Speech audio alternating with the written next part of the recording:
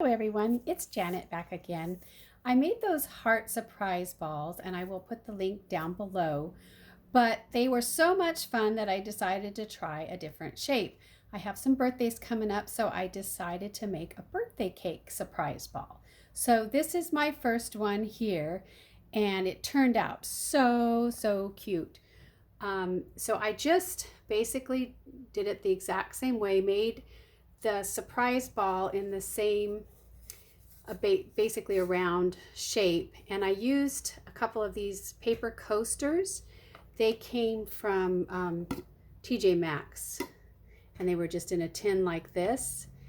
And after I had made my surprise ball on the inside, I put one of these on the top and the bottom and kept wrapping the crepe paper around and stuffing in tissue paper and shred inside with other little goodies, and the shape came out perfectly. And so then the outside is just wrapped with the crepe paper, and then on the outer edge, to kind of make the look of the cakes that are popular with the different frostings on the outside, I just used more pieces of the crepe paper, and I just glued around the top of each layer, and not all around, but in just strategic spots, and then just folded these bottom pieces up.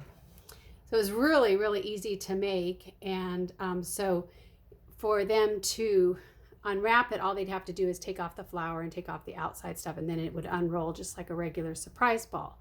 And the happy birthday I just did cut out on my silhouette, and I put several pieces together, I don't know if you can see, to make it nice and thick, and so that turned out really cute. And then I also did this other one, and this is just a different color scheme. And for these flowers, I just used some flowers that I had, and I put a little butterfly back here.